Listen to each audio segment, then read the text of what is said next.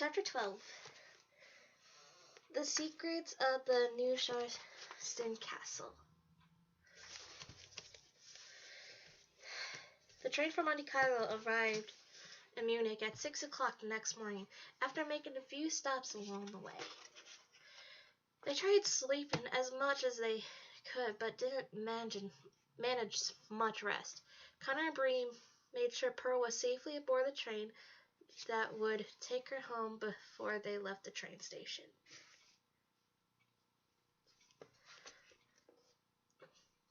When Connor and Bree left Germany 2 days prior, neither would have thought they would be returning so soon. And just like every other city they've seen so far, Munich proved to be just a world of its own. It was a city of spirals and clock towers and pointed roofs. There were beautiful buildings with stained glass windows and handcrafted wooden doors. Statues of religious and mythical figures were mounted on the roofs and balconies to keep watch over the busy streets. I can't believe how close these countries are, and yet they're all so different, Connor said. And you really don't know a place until you've been there, Bree said. You can look at 100 pictures of it and a dozen maps, but unless you've been to the city and felt its pulse, you really know nothing about it. Connor couldn't have put in better words himself. With no time to lose, they brainstormed how they were going to get from Munich to Neuschwanstein Castle. I've got some bad news, Connor said. We're almost out of cash. I've got enough for food for a couple days, but that's about it. I don't know how we're supposed to get to the castle now. Don't worry. I got an idea, Bree said. Let's find a hotel and pretend we're staying there. Then they'll trick the concierge into giving us what we need. Let me guess. This happened in your crime books too, Connor asked. No, I figured this one out myself, Bree said proudly. My grandma lives in a condo in Atlantic City next to a bunch of hotels. There are summers I never paid for lunch once. They walked up and down the stone streets until Bree found a large and fancy hotel ideal for a plan. The hotel was painted yellow and had flags of several different countries displayed around its front revolving doors. They pushed through the doors and Bree got in line to speak with someone at the front desk. Connor waited a few feet behind her. She said she had confident enough to do this alone, or perhaps she just didn't want him hovering over her. Guten Morgen, guten Abend, Fraud, a man at the concierge desk said. Good morning. It's good to see you again, she said, even though she had never seen the man before. I was wondering if I received any messages while I was out. Oh? The concierge said. He looked awfully confused, like he could have sworn they had never met. What room number? It's 723, Bree said, and she told him 100 times already. And what's your name? He asked. Bree Campbell, she said honestly, and acted a little hurt that he hadn't remembered. But as you should know, the room is under my stepfather's name. Herr Huber is your stepfather? Bree asked. Oh, is that the name he checked under? Bree said with a massive eye roll. Please ignore him. He's from Milwaukee. Every time he goes someplace new, he likes to trick the locals into thinking he's one of them. He probably checked in with some ridiculous accent, too. Now, about those messages. Oh, yes, of course, the concierge said, and went through the papers on his desk. No message from room 723. Bree pouted and stuck out her bottom lip. Not even from Jacob, she said sadly.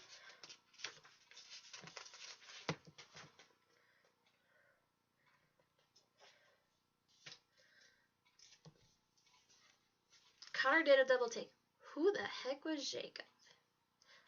No, I'm sorry, he said. That's a shame, she said, then got down to business. Well, since I'm here, I was wondering if you could tell me the easiest way to the Neuschwanstein Castle. My dad has to work all day and I have nothing to do. There is a 2-hour bus that can take you there, he said. Unfortunately, it is already sold out for today and tomorrow. Connor slumped after hearing this, but Bree quickly thought of plan B. Does this hotel rent bikes? She said. Yes, madame, the concierge said. He was very happy to finally give her some good news. Terrific. I suppose the bike around the countryside will have to do, she said. One bike? Make it 2, please, Bree said. And told to the room, he said. Yes, please, Bree said. And if you could please leave leave a note to my dad telling him I went on a bike ride, I would really appreciate. Yes, I'll be happy to, the concierge said. I had those bikes brought in from the hotel right away. Thank you so much, Bree said. Connor had almost forgotten Bree wasn't actually staying there. He tapped his foot to get her attention. We need to know how to get there, he whispered. Oh, and one last thing, Bree said to the concierge. Would you mind highlighting how to get to the Neuschwanstein castle on the map for me? Just in case I can convince my dad to take me there himself when he's finished his work. The concierge nodded and highlighted the route for her on the small map. She thanked him again and then waved with Connor in front of the hotel for their bikes to be brought out. You're really good at that, Connor said. Like, scary good. Bree's head was lost in the map. Okay, judging from this map, the castle is roughly 80 miles away. Meaning we're going to be on these bikes all day, she said. Oh no, Connor said, looking down the suitcase he'd been lugging around the trip. What am I supposed to do with Betsy? Just check her at the front desk and tell him you're with me, Bree said, and hand him her bag to store as well. I guess it's where we part, old girl, he said sadly. He removed the piece of mirror from the suitcase and put it in his jacket pocket. He had just realized that now, with being in Munich, he had been taking Betsy on so many adventures as Bob had before him. He took her back inside and checked her under room 723, not knowing if he would ever see her again. A man from the hotel brought Connor and Bree each a bike, and they began their long ride to Neuschwanstein castle.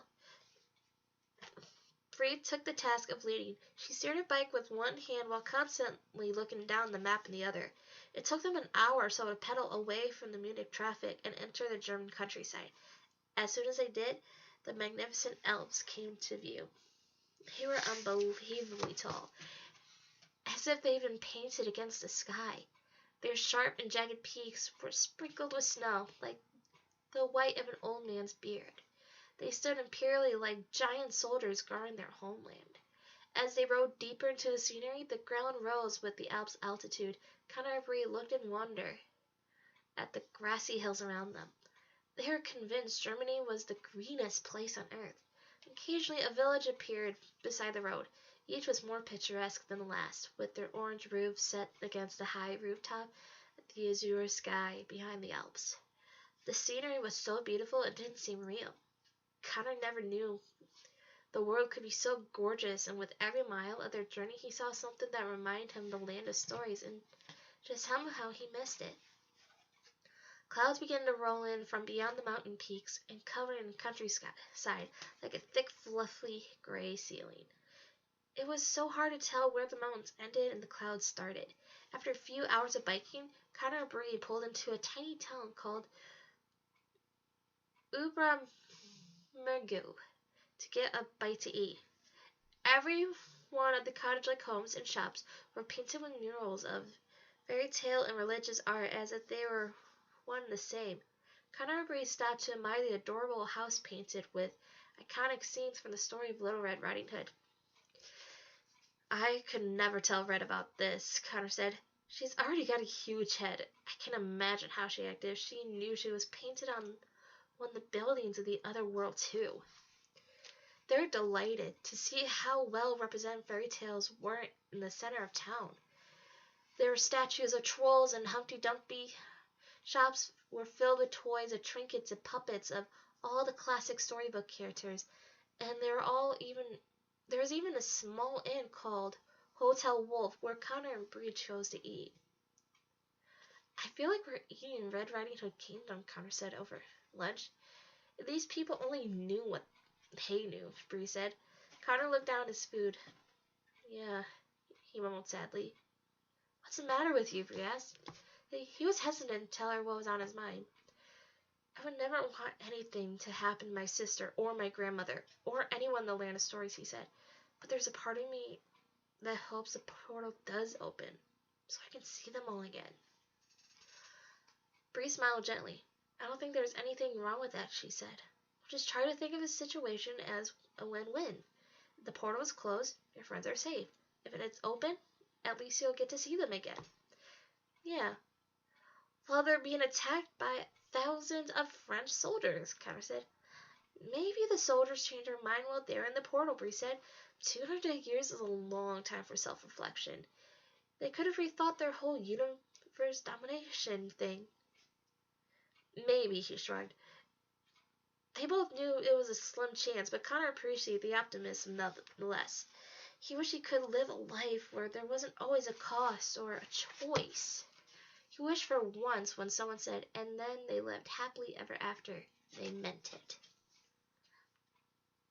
They finished eating and continued their journey to the castle. It was impossible to keep track of time since the sun was hidden by the clouds.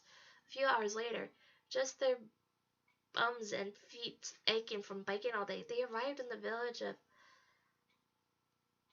Neuschwanstein. Connor and Bree could see the tips of the towers belonging to the Neuschwanstein castle hidden by the trees in the hills above the village. It felt like a giant was peeking at them. We made it, Bree said cheerfully. It only took us 9.5 hours. Only? Connor asked, groaning as he dismounted from his bike. I think I'm going to have bicycle seat shaped down in my butt for the rest of my life. Neuschwanstein was an incredibly tiny place and mainly consisted of restaurants, inns, and souvenir shops for tourists visiting Neuschwanstein.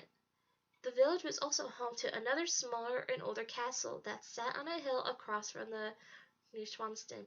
It was square and golden, almost completely forgotten by travelers roaming in the village. Glass kiosks lined the center of the village sold tours of Neuschwanstein. A long line of tourists waited outside the buses that took them up the path into the hills and the castle. Okay, I think I got a plan, Connor said. Go on a tour of the castle and stay in the very back of their group so we're easily forgettable. When no one is looking, we'll find the perfect place to hide. Then at night, when all the guides and guests have gone, we give ourselves a tour of the castle and try to find the portal. Okay, that sounds like an excellent plan, Bree said. They chained their bikes to the bike rack and went to purchase their tickets. But just as they walked up to the kiosk, a sign written in many languages was placed in the window. Alle Truhen was Schloss Neuschwanstein sind für den Rest des Tages ausverkauft. All tours for Neuschwanstein Castle are sold out for the rest of the day. Tous les billets pour les visits du château de Neuschwanstein n'étaient vendus pour le reste de la journée.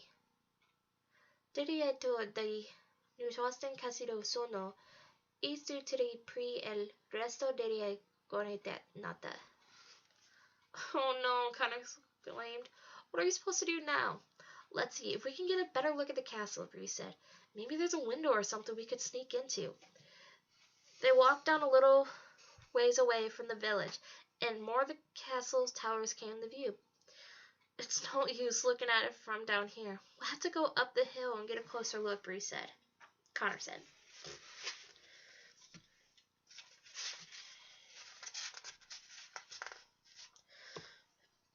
He tried his best to fight the disheartening thoughts creeping over him, but the situation wasn't looking great. If the street below the castle was that crowded, the castle must be packed with people. It would be impossible to snoop around without looking suspicious. Connor closed his eyes and prayed for a miracle. They just needed to wait inside the castle. That was all. The fate of the fairy tale world depended on what they might find inside. Luckily for Connor, there was still a bit of magic in his blood, and must have been listening to his request. Hey, Connor, Bree whispered. That kid over there keeps staring at us. Connor turned in the direction she was referring to. A few yards away of them, beside the road of a tiny cottage-like house, a boy sat on the front steps, unapologetically watching them. He was very young, no older than 10, and had dark hair and very pale skin. He was skinny, although his cheeks were plump and rosy, making him look like a puppet that lived in a cuckoo clock.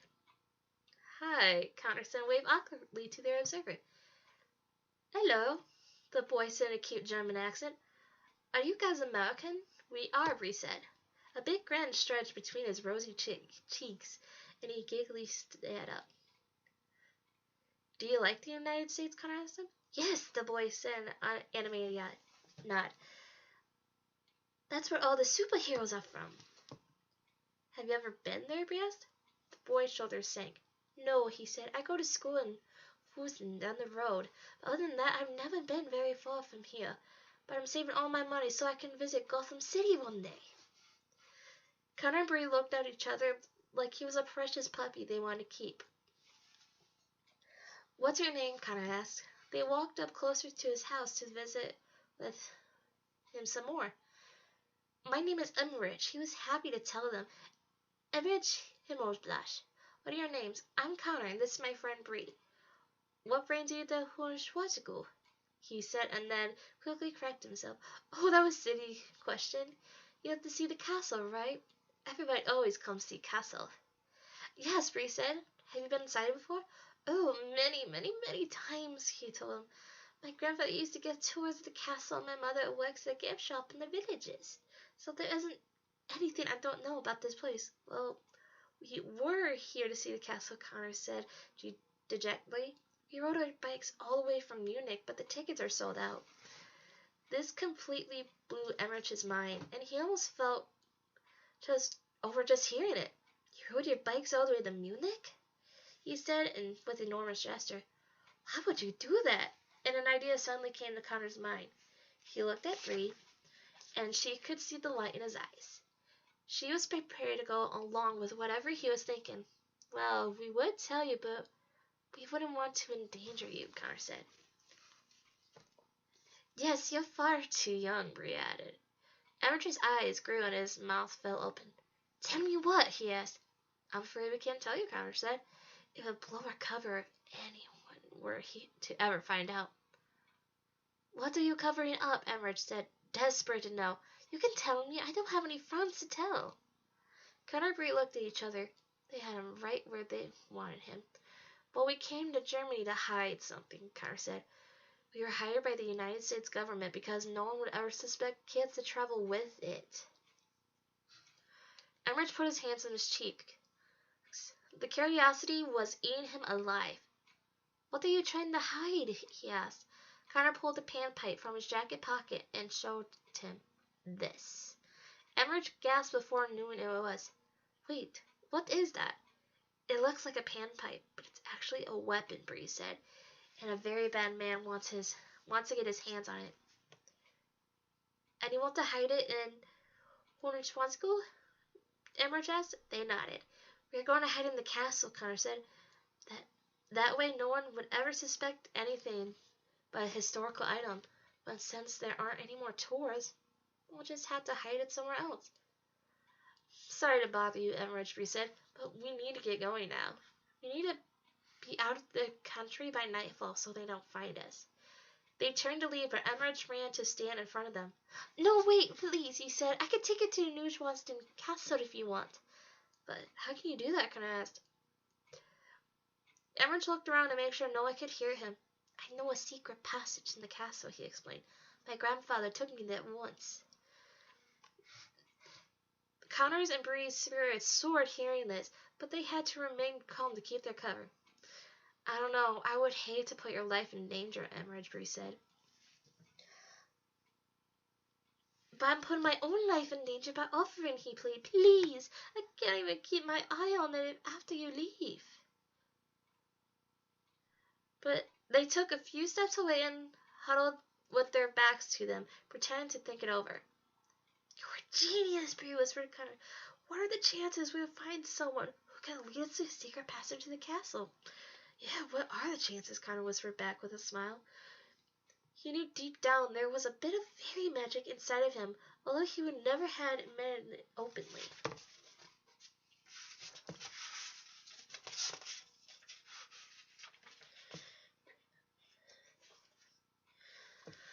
They forced their excitement to fade from their faces and went back to Emmerich. All right, Emmerich, if you promise never to tell anyone about this, I'll let you take us to the castle, Connor said. Emmerich jumped up and down. This is the most exciting thing that had ever happened to him in his young life. I knew there was something special about you, he said. I've seen enough movies to know a secret agent when I see one. When do you want to go? Sometime after dark, Bree said, so no one will see us there. Great. I can meet you at Mary's Bridge after dinner. In an hour or two, Emmerich said. My mother will kill me if I miss dinner, even if it was to help save the world. Sounds good, Connor said. Where is Mary's Bridge? It's up the path in the castle, Emmerich said. There are signs to guide you. You can't miss it. It has the best views of the castle. Terrific. We'll meet you there, Bree said. Emmerich was bouncing and his cheeks got extra rosy. I can't wait, he said, but then became very still when another thought occurred to him. If I'm leaving after dinner, I better clean my room before my mother gets home. He hurried past them and ran up the steps into his house. Connor and Bree sighed with relief at the same time. So far we've run away from our principal, kidnapped an old woman, lied to a concierge, and tricked an innocent German boy into believing we're a secret agent, Bree listened. Does that make us bad people? Nah, Connor said, shaking his head. Sometimes you have to do wrong things to get for the right reason. Now let's go check out this bridge. I'm anxious to see this castle. They returned to the village and followed the road map to the castle. There were many signs pointing to various things that could be seen up in the hills, but they followed the arrows that said Mary's Bridge. The bridge was very long and narrow. It was wood with iron railing and stretched from one cliff to another. Several tourists braved the bridge and took pictures of the mountains and forests around them. Connor and Bree faced mild cases of vertigo during their first steps into the bridge. They weren't expecting to see a waterfall and stream several hundred feet below. When they got to the middle of the bridge, they looked down and saw Neuschwanstein Castle in its eternity for the first time. Oh my gosh, Bree gasped and put her hands over her mouth. I can't believe I'm seeing this right now, Connor stuttered. It was easy to believe Neuschwanstein Castle was referred to one of the wonders of Europe. It was a massive white structure with thousands of windows, dozens of tall towers, pointed roofs, sharp spirals, the colors of the night sky. The castle sat on a stone base surrounded by trees at the peak of the hill, which made it look like it was growing on the mountainside. Connor had seen many impressive structures in the land of stories, but never in his own world. Neuschwanstein Castle had been built brick by brick with the hands of a man, using no magic whatsoever. I would say this is amazing, but that would be an understatement, he said. You're right. There really are no words, Bree said. It's funny that we're the only ones who knows there's a portal into the fairy tale world inside. You would think it's obvious. Connor couldn't agree more. The luscious green mountains surrounding it, the clear lakes reflecting the thick gray clouds in the sky, and the small villages miles into the horizon, made him feel like he was looking at something otherworldly. It was as if a piece of the fairy tale world had penetrated through the seam of the other world and had been named Bavaria. A few short hours they waited, and Emmerich to arrive went by quickly as they took the sights around them. Night had fallen over the German countryside, and the tourists slowly disappeared until Connor and Bree were the last ones on the bridge. They saw a small light in the trees, and soon Emmerich emerged, walking toward them with a flashlight in his head. Guten Abend, Emmerich said. Are you ready to explore the castle? Emmerich led them to the path and crisscross down the hillside to an observation deck near the waterfall. They crawled over the railing of the deck and then followed the stream all the way down to the bottom of the hill the castle was perched on. Careful, don't get your shoes wet, Emmerich warned them. The closer they got to the hill, the farther the stream flowed into the land beside it, like an overflowing bathtub. The bridge, the castle, and the mountains disappeared from the view behind the thick trees that surround the base of the hill. Built into the side of the hill, disguised by a layer of dirt and rocks, was a round door. Emmerich felt around for its steel handle and then heaved the door open. "This way," Emmerich said happily. Connor and Bree crawled through the door after him and into a stone tunnel. The tunnel twisted and turned for what felt like miles under the castle. Without Emmerich's flashlight, it would have been pitch black. Eventually, the three arrived at the end of the tunnel, and Emmerich pushed through another circular door into a small storage room of a gift shop. "This used to be what the servants' quarters were," Emmerich said. "Now stay close behind me so I have to go punch in the code before the alarm goes off." They went past the gift shop and into a hall dedicated to the history of the castle's construction and design. A large replica of the castle sat in the middle of the hall, and the walls were covered with photos of the castle being built and illustrations of its early concept art. Emmerich found the keypad behind one of the photos and tapped in a long code. A green light blinked when he was finished. "Neuschwanstein is ours," Emmerich said. "All right, Emmerich, take us on a tour," Connor said. "We want to see everything." Emmerich marched them down the hall and up a spiral staircase, and the lavishness of the castle began. The circular walls around the staircase were covered in wallpaper patterned with dragons and symbols they didn't recognize. "This place gives me the creeps," Connor said. "Me too," Bree said. "I love it." "A lot of people think it's haunted," Emmerich said. "Many visitors have claimed to see ghosts moving past the windows at night, and hear sounds coming from inside when it's completely empty." Connor gulped and Bree grinned.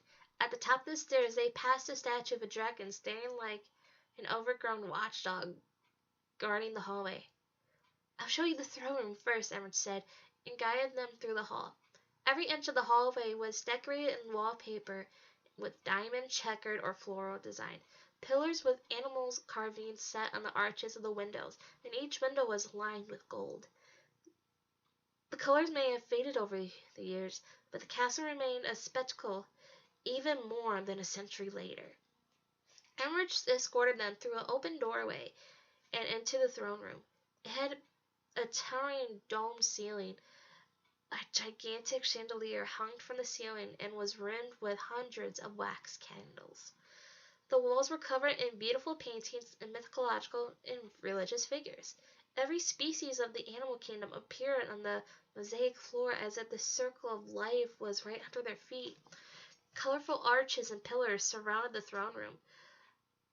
Balconies wrapped around the top of the room, facing a high platform under a large mural of Jesus Christ. The platform was the perfect place for a throne, but it was empty. "So this is the throne room. Where's the throne?" Bree asked. "He never had one," Emmerich said. "King Ludwig II had an extravagant throne made to match this room, but he was declared insane before it was finished." "So the king never got to sit on his throne?" Connor asked. "That's tough. Most of the castles remain unfinished," Emmerich said. "Ludwig was spending all of Bavaria's money to build his luxurious homes, and when that began running out, he started borrowing money from other countries to complete them." "I can see how that might lead to a bad reputation," Bree said. Connor had been studying every square inch of the castle as they went, searching for anything that could possibly be the portal, but he wasn't finding anything that Bell reigned in the throne room. "Do you think this room would be a good place for the weapon?" Emmerich whispered, but even though they were the only three in the castle. "No, not here," Connor said. "Let's keep looking." "I'll show you King Ludwig's bedroom next," Emmerich said. They followed him back into the hall and entered a pair of heavy wooden doors.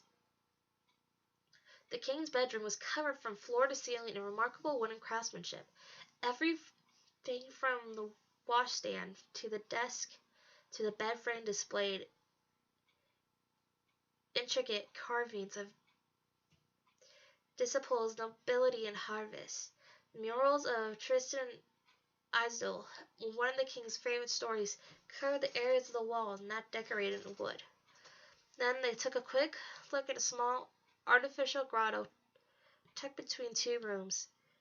It was as if the king had kept a tiny cave in his closet, but even that wasn't appealing enough for Connor.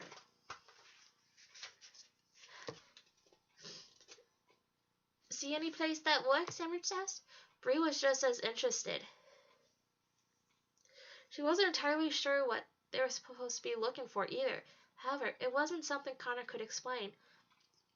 Part of recognizing the portal was being able to feel it. Not yet, Connor said. I'll know it when I see it. Then I'll take you to the seniors' hall next. There are many things to see there, Emmerich said. They returned to the spiral staircase and walked up to the 5th floor of the castle.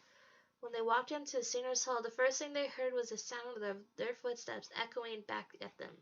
The hall was by far the largest room in the castle and stretched long and wide. The seniors' hall was an overstimulating sight that took Connor and Bree a few moments to differentiate all the artwork. The whole hall seemed to blend into one giant piece of art, composed of paintings, statues, busts, carvings, engravings, and symbols of King Ludwig's favorite myths and legends. There were depictions of knights in shining armor, damsels in distress, royal weddings, and the punishment of evildoers. Candelabras lined the perimeter of the room while enormous chandeliers hung from the high ceiling. Bree was looking up at a woman in one of the portraits. Has anyone ever noticed that every woman in an old portrait looks like she's being tricked into something? She asked. They still use this room, Emmerich said. They fill it with chairs and instruments and put on concerts and performances to this day. This would be a convenient place to store your panpipe. Hearing this struck a chord with Connor. Emmerich was right. It would make sense for the panpipe to be afflicted with this room.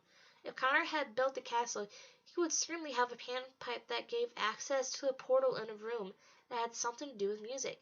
The portal had to be in the Seniors' Hall. He could feel it. In the far side of the room was a platform 4 steps high. 4 pillars of darkened red marble stood in the front of the platform and held 3 colorful arches above them. Behind the pillars and the arches, covering the wall, was the largest painting in the room. It was of a majestic forest with trees, flowers, squirrels, deer, and boulders. Connor couldn't take his eyes off this area of the room. The painting looked familiar to him, like a place he had seen with his sister. There was something intriguing and inviting about it that he couldn't explain in words. What is this painting of? Connor said. That's a painting of a magic garden, Emmerich said. I don't know what it's from, though. Connor smiled from the inside and out. I do, he said, and then looked at Bree. I think I found it. Bree and Emmerich joined them at the back of the room. They stood by his side, and all 3 of them gazed at the painting behind the pillars. You want to put the weapon in there? Emmerich asked excitedly. Connor decided to tell his young tour guide the truth. Emmerich, it's not really a weapon, he said. We're not really secret agents.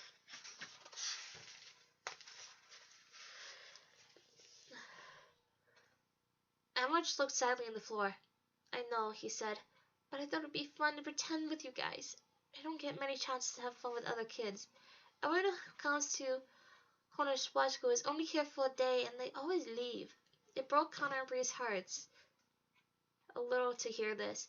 He was the second person on their trip to let them manipulate him or her due to loneliness.